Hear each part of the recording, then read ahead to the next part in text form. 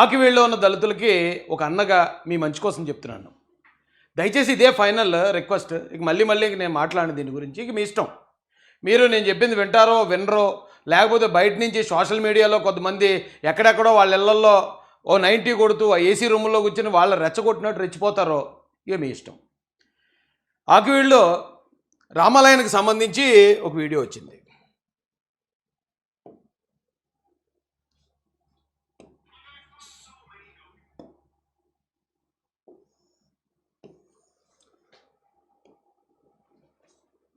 ఇప్పుడు ఈ వీడియోలో మీరు చూస్తున్నదే ఆకివీడులో వివాదాస్పదం అవుతున్న రాముల వారి గుడి. మీరు చూడొచ్చు, పూర్తిగా డంపింగ్ యార్డ్లా కనిపిస్తుంది. ఇది పూర్తిగా ఎందుకు పనిచేయకుండా శిథిలమైపోయింది. పురాతన రాముల వారి దేవాలయం ఇది. దీన్ని శుభ్రపరచుకుని నూతన రామాలయం అక్కడ నిర్మించాలన్నదే హిందువుల ఆకాంక్ష. ఇక్కడ సీతారాములు హనుమంతుడి విగ్రహంతో పాటు ఓ పక్కగా నందిబొమ్మ కూడా ఉంటుంది. మీరు ఆ విగ్రహాలు కూడా కనిపిస్తున్నాయి. రాముల వారి శిథిలమైపోయినాయి. దీని స్థానంలో కొత్త గుడిని ఏర్పాటు చేయాలి అనేది అందరిది. సూటిగా మ్యాటర్కి వచ్చేస్తానండి. అది క్లియర్గా సీతారాముల విగ్రహాలు ఉన్నాయి. తమ్ముడి లైట్ ఆన్ చేయండి. సీతారాముల విగ్రహాలు ఉన్నాయి అక్కడ. ఆ విగ్రహాలన్నీ కూడా ఇంకెలా ఉన్నాయంటే డంపింగ్ యార్డ్ లాగే ఉంది. అక్కడ చెత్త చెదారం ఇంకా చాలా దారుణమైన స్థితిలో ఉంది. అది ఇప్పుడు బయటకు వచ్చింది. ఆ బయటికి రావడానికి కూడా కారణం ఎవరు, రెచ్చగొట్టింది ఎవరు? సాక్షి పేపర్ వాళ్ళు. సాక్షి పేపర్ వాళ్ళు ఎందుకు దాన్ని రెచ్చగొట్టారంటే రఘురామరాజు గారిని ఆయన ఎలాగైనా డిఫెన్స్లోకి నెట్టేయాలి, ఆయన ప్రాంతంలో ఒక రామాలయం ఎలాగ ఉందంటే ఆయన ఇబ్బందులో పడతాడని ఆయన రెచ్చగొట్టారు.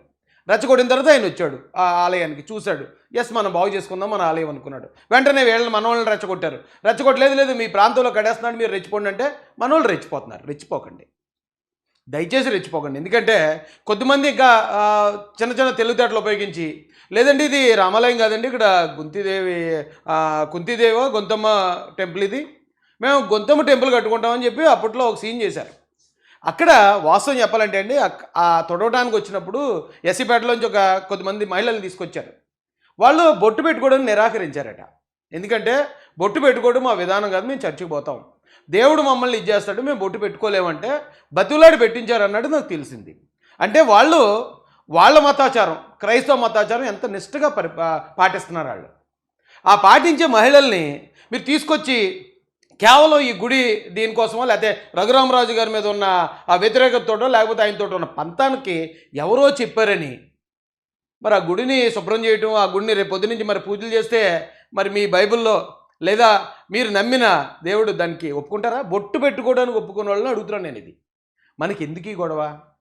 ఈ రోజున ఆ ఆలయం పరిస్థితి అలాగుంది. రాష్ట్ర వ్యాప్తంగా బాధపడుతున్నారు. బాధపడి వాళ్ళు దాన్ని శుభ్రం చేసుకుంటారా, లేకపోతే అక్కడ గొంతెమ్మ గుడి కడతారా, లేదా రామాలయం కడతారా, ఏదోటి వాళ్ళు చేసుకుంటారో. వీలైతే సహకరించండి ఎస్సీపేట పెద్దపేట నుంచి. లేదా మీకు నచ్చలేదా దయచేసి దూరంగా ఉండండి, అంతే తప్ప ఎవరో ఇప్పుడు చూడండి కొంతమంది నాయకులు కూడా మీకు పరిచయం చేస్తాను. వాళ్ళని నాయకులు అనుకుంటున్నారు మీరు. ఇప్పుడు జనరల్గా కొంతమంది ఏమంటున్నారు, రాజేష్ ఇలా మాట్లాడుతున్నాడు, రఘురామరాజు గారికి అనుకూలంగా మాట్లాడుతున్నాడు అంటున్నారు. రఘురామరాజు గారు గతంలో ఏలూరుపాడులో చేసిన ఘటనకి తీవ్రంగా వ్యతిరేకించిన నేను. ఆ వీడియోలు కూడా ఉంటాయి, మీకు కావాలంటే చూడండి. అక్కడ తీవ్రంగా వ్యతిరేకించిన ఇక్కడ వద్దు, మీరు ఆ టెంపుల్ జోలికి వెళ్ళొద్దని ఎందుకు చెప్తున్నాను అర్థం చేసుకోవాలి కదా. నేను చెప్పింది ముందే వినుంటే ఈవేళ 57 మంది మీద అటెంప్ట్ మర్డర్ కేసు పడకపోను కదా. బాధపడేది మీరే, వేదన అనుభవించేది మీరే. దూరం నుంచి రెచ్చగొట్టే ఏ ఒక్కడో కూడా మీ ముందుకు రాడు. ఇంకొక ఎగ్జాంపుల్ చెప్తాను. నేను కూడా జగన్ గారి హయాంలో పోరాడినుండే, దళిత సమస్యల మీద పోరాడాను. కానీ పోరాడిన ప్రతి చోట నేను కేసులకు గురయ్యాను తప్ప ఎవరిని కేసులు ఇరికించలేదు. ఎందుకంటే నేను అక్కడుండి పోరాడాను. సిబిసిఎన్సి ప్రాపర్టీ పోతున్నప్పుడు కానీ, లేదా దళిత రైతు ఆత్మహత్య చేసుకున్నప్పుడు కానీ, లేకపోతే మరో చోట కానీ, సుబ్రహ్మణ్యం విషయంలో కానీ, డోర్ డెలివరీ సుబ్రహ్మణ్యం అన్నింటిలో నేను ముందున్నాను. అందుకే నా మీద 30 కేసులు అయ్యాయి. అంతే తప్ప ఎవరినో ముందుకు తోసి వాళ్ళని కేసులు ఇరికించి తర్వాత నేను వచ్చి పీకి పొడిచేస్తాననే నాయకత్వం కాదు నాది. బాధ్యతగా చెప్తున్నాను మీకు. ఎవడో రెచ్చగొట్టాడని రెచ్చిపోవద్దు. ఆ టెంపుల్కి మీకు సంబంధం లేదు. ఒకవేళ సంబంధం ఉంటే ఇప్పటిదాకా దాన్ని క్లీన్ చేయకుండా ఉండరు, ఇప్పటిదాకా అక్కడ పూజలు చేయకుండా ఉండరు. అది ఏదో విధంగా బాగు చేసి ఉంటారు కదా. అంత దీనావస్థకు వచ్చిన దాకా మీరు వదిలేశారంటే అది మీది కాదు కదా. మనది కాని దానికోసం ఎందుకు మీరు ఇలాగ ఇదైపోయి వాళ్ళ మీద వాళ్ళ మాటలు వీళ్ళ మాటలు నమ్మేసి ఎందుకు కేసులు ఇరుక్కుంటున్నారు? ఎందుకు జైలుకు పోతున్నారు? ఎందుకు మొత్తం రాష్ట్ర వ్యాప్తంగానే కాదు దేశవ్యాప్తంగా ఉన్న హిందూ సోదరులు అందరి దగ్గర, తెలుగు వచ్చిన ప్రతి ఒక్క హిందూ సోదరుడి దగ్గర ఎందుకు ఇలాంటి తప్పుడు పనులు చేస్తున్నారు? ఇలాని ఎందుకు మీరు చెడ్డ పేరు తెచ్చుకుంటున్నారు? తెచ్చుకోకండి, మీరు దూరంగా ఉండండి, వాళ్ళు బాగు చేసుకుంటారు. వీలైతే మీరు కూడా, ఇక్కడ మత సామరస్యం ఉంది, అన్ని మతాలు సమానం కదా రాజ్యాంగం ప్రకారం, మీరు కూడా సహకరించండి. సహకరించకపోతే మీ పని మీరు చేసుకోండి.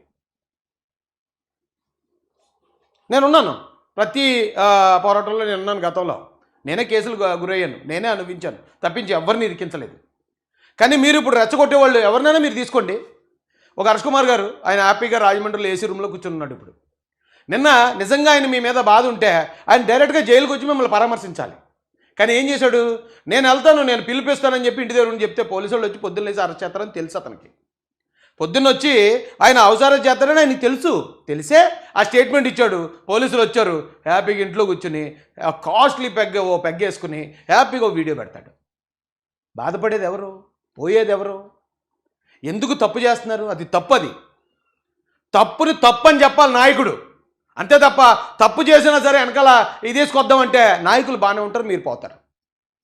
అయితే చాలామంది అనుకునేది ఏంటంటే అండి, మాల క్రైస్తవులు ఇలా చేస్తున్నారు, మాల క్రైస్తవులు అలా చేస్తున్నారని చాలా దారుణంగా కోపం చూపిస్తున్నారండి మా మీద. చాలామంది మాల కులం మీద కోపం చూపిస్తున్నారు. దయచేసి మీ అందరూ కూడా కొంచెం వాస్తవాలు తెలియజేస్తాను. అలాగే దళితులకు, రాష్ట్ర వ్యాప్తంగా ఉన్న దళితులకి కొద్దిమంది నాయకులని చెప్పబడుతున్న స్వార్థ పనులను పరిచయం చేస్తాను. రేపొద్దున వాళ్ళు కానీ మీ గ్రామంలోకి వచ్చారంటే మీ గ్రామంలో కష్టాలు వచ్చాయని అర్థం, మీ గ్రామంలో కేసులు వస్తాయని అర్థం, మీరు జైలుకి పోతారని అర్థం. వింటారో వినరో మీ ఇష్టమేగా, నేనేమి బలవంత పెట్టట్లే.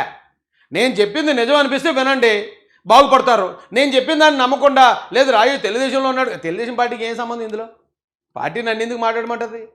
ఇంకా చెప్పాలంటే ఎవరైతే శ్రీరాముడి విగ్రహాన్ని లేకపోతే శ్రీరాముల ఆలయాన్ని ఇచ్చేశారో అక్కడ పోలీసులు యాక్షన్ తీసుకుంటే హిందూ సోదరులందరూ గవర్నమెంట్ తప్పు చేసిన వాళ్ళు ఇమీడియట్గా తీసుకున్నారని గవర్నమెంట్కి మంచి పేరే. ఇప్పుడు గవర్నమెంట్కి ఏమీ లాస్ లేదు. తప్పు చేసిన వాళ్ళని ఎవరినన్నా అరెస్ట్ చేయమని చెప్తారు ఎవరు చెప్పినా. కాబట్టి నేను పార్టీ గురించి మాట్లాడుతున్నాను, రఘురామరాజు గారి గురించి మాట్లాడుతున్నాను అనుకుంటే మీ కర్మ. మీరు రఘురామరాజు గారితో పెట్టుకుంటారో పెట్టుకోండి పర్సనల్గా, ఆయన మీరు చూసుకోండి. శ్రీరాముడి జోలికి, రామాలయం జోలికి వెళ్ళొద్దు, గట్టిగా చెప్తున్నాను. ఆగుతారని, ఆగరనుకో మీ ఇష్టం, నేనేం కాదన్నా. కొంతమంది నాయకులు చూపిస్తాను నేను, వాళ్ళు నాయకులని చెప్పుకు తిరుగుతున్నారండి. ఇప్పుడు నాకు చాలామంది చెప్తున్నది ఏంటంటే, ఇతను అజయ్ బాబు అంటారు ఇతన్ని, ఎర్రప్పటి ఇతను అసలు పేరు. నోటికి ఏదొస్తే అది వాగుతున్నాడు ఆంధ్రాకి వచ్చి. ఇతను ఆంధ్రప్రదేశ్ కాదు, తెలంగాణ రాష్ట్రంలో ఇతను ఏమైనా మాడుకోవచ్చు, ఏదైనా చేయొచ్చు, లేదా తెలంగాణలో చేస్తూ ఆంధ్రాకి కూడా రావచ్చు. ఇతను తెలంగాణలో ఎక్కడ కనపడ్డో ఆంధ్రప్రదేశ్కి వచ్చి ఎంత ఘోరంగా మాట్లాడుతున్నాడంటే అంత ఘోరంగా మాట్లాడుతున్నాడండి. వీడు మాట్లాడే మాటలు విని దళితులు, దళిత క్రైస్తవులు ఇలా చేస్తున్నారు అలా చేస్తున్నారని సమాజం అంతా, ముఖ్యంగా మాల క్రైస్తవులను ఆడిపోసుకుంటుంది. ఇంతకీ ఇతను ఎస్సీ కాదు, ఇతను ఆంధ్ర కాదు, ఇతను బీసీ సామాజిక వర్గానికి చెందినోడు. బీసీలు ఎవరు ఇతను వెనకతలు రారు. ఒక బీసీ సామాజిక వర్గానికి చెందినోడు వచ్చి ఇక్కడ గవర్నమెంట్ని తిట్టేసి మేము దళితులు, దళిత క్రైస్తవులు అని మాట్లాడేసి వీడు సమ్మగా తెలంగాణకు పోతున్నాడు. ఇక్కడున్న దళిత క్రైస్తవులు, ముఖ్యంగా మాల క్రైస్తవులు ఆ బ్లేమ్ మొయ్యాల్సి వస్తుంది. ఇలాంటి వాడిని పిలవడానికి, ఆ పిలిచేవాడు నిజంగా మీరు పాస్టర్లేనా? ఈయన్ని పిలిచేవాళ్ళని అడుగుతున్నాను. వీడు ఏం చేసేవాడో ఏంటో, ఆ వీకేఆర్ అన్న పాస్టర్ ఉన్నాడు, అతను ఏదో మణిపూర్ విషయంలో ఇతను ఎంత ఫ్రాడ్ చేశాడు, ఆ ఫ్రాడ్ చేసిన డబ్బులతో ఏం చేశాడు అనేది క్లియర్గా చూపించాడు. అయినా కూడా సిగ్గు ఎగ్గు లేకుండా మరి ఇతన్ని ఆంధ్రాకి పిలుస్తూ, ఇక్కడ పిలవడమే కాకుండా ఇక్కడ మత విద్వేషాలు రెచ్చగొట్టేలా మాట్లాడుతూ, గవర్నమెంట్ని తిట్టిస్తూ, ఇక్కడున్న దళిత క్రైస్తవులందరినీ గవర్నమెంట్కి యాంటీ చేస్తున్న ఎదవల్లారా మీరు? అన్నం తింటున్నారా, గడ్డి తింటున్నారా? ఏ గడ్డి తింటున్నారని ఇలాంటి వాడిని ఇక్కడికి పిలిపించి మీరు మాట్లాడుతున్నారు. ఇంతకీ ఏం మాట్లాడాడో ఒకసారి వినిపిస్తాను రండి. ఇతనికి దళిత సమాజానికి ఏ సంబంధం లేదు, ఇతనికి ఆంధ్రప్రదేశ్కి ఏ సంబంధం లేదు. వీడు వచ్చి ఆ ముసుగేసుకుని, ఇక్కడ ఆ దళిత సమాజం ముసుగేసుకుని వచ్చి ఇక్కడ చంద్రబాబు నాయుడు గారిని తినేసి పోతున్నాడు. మేము అడ్డుకుంటాం ఇక్కడి నుంచి. ఈయన ఎవడన్నా పిలిస్తే వీడు వచ్చి మొత్తం ఈ బ్యాడ్ నేమ్ అంతా మా మీద వేస్తున్నాడు కదా, మేము బాధితులుగా మేమేం చేస్తాం చూపిస్తాను రండి.